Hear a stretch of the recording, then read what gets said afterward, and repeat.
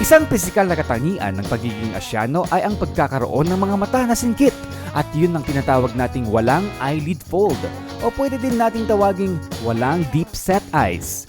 Maraming Asyano na ngayon at itinuturing na ang pagkakaroon ng eyelid fold ay isa sa kanilang nais na ma-achieve sa pagpapaganda. Ayan, magandang umaga mga kapuso. Andito na naman tayo sa segment ko na Best Face Forward. And meron tayo ngayong pasyente uli na may concern siya sa kanyang eyelid or sa kanyang mga talukap at sa eye bags naman niya.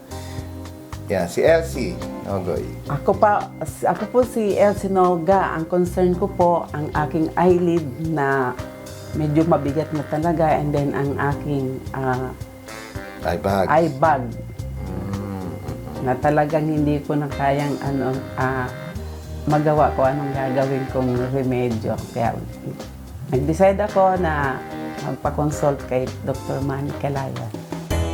Upper eyelid blepharoplasty ang tawag sa isang surgical approach para ma-address ang tinatawag nating dermachalasis o kilala ding dermatochalasis ng upper eyelid. Ang dermachalasis ay ang redundant or loose skin sa upper eyelid na nakikita sa pagtanda. Alamin natin kung paano nga ba ang ginagawa ang procedure na ito. Narito at panoorin natin mga kapuso. Ayan. Ano ba ang nararamdaman mo doon sa upper eyelid? Parang mabigat ba? Or nahirapan ka ba magbasa? Talagang mabigat ang aking eyelid kasi nga once na nagbabasa ako hindi ako nakakatagal. Parang pagod na. Parang napapagod. So, concern ko lang po yun every time na ako magbasa. So, nag-decide ako, magpaalam ako sa aking mister na ipaalis ko po ito. Bait naman, mister, pinayagan ka. Opo. Oo. Hindi kasi usually ang eyelid surgery or yung tinatawag natin yan in medical terms, upper blepharoplasty, yung taas. Yung baba is lower blepharoplasty.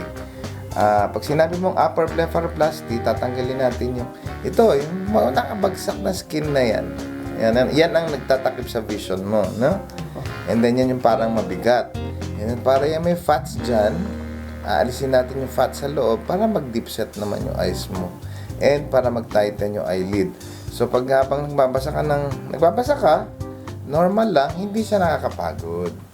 Ngayon dito naman sa baba, ang tahi nito sa taas pala is dun sa fold mo. So hindi siya makikita, nawawala din yung scar na yon. And dito naman, aalisin natin itong fat cells, yung fats mo dyan sa eye bags mo, tingin ka sa taas. Yan yung nakabukol na yan. At tanggalin natin yan para mag-flatten na ganon. Ang incision naman yan, doon lang sa ilalim ng eyelash. Tapos under local anesthesia lang yan. Hindi yan masakit.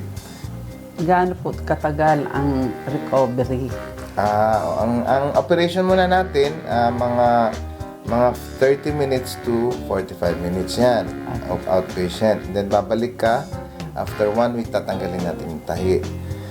Meron siyang swelling na mga 3 to 5 days, to 7 days. Huwag mong babasain yung sugat.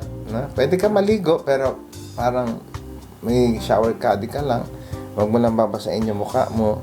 And then, makikita mo talaga, ang total result niyan, yung talagang wala ng kahit ano, na makikitang inoperahan ka, mga up to 3 months talaga.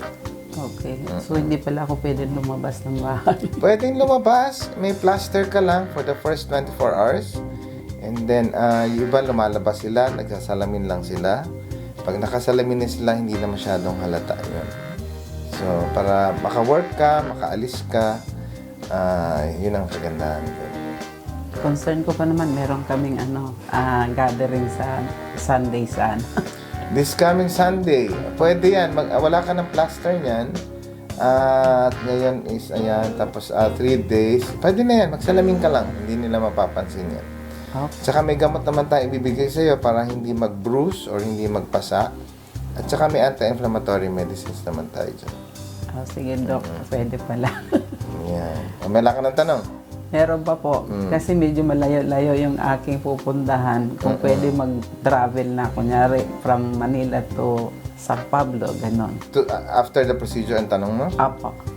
Pwede naman, basta nakakotse ka lang, and then nakahiga ka lang sa likod ng kotse, At huwag masyado matagtag lang yung kotse. Pwede yun. Nalapit lang naman ng San Pablo dito. Ayan mga kapuso, meron na naman tayong isang paliligayahin at pagandahin dito sa Best Face Forward.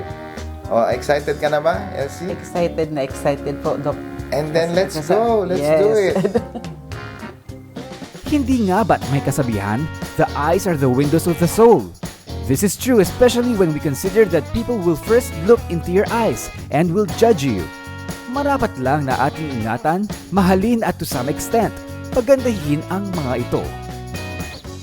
Ang naiibang travel experience namin sa Baguio City. Yan ang susunod sa pagbabalik ng See the Difference.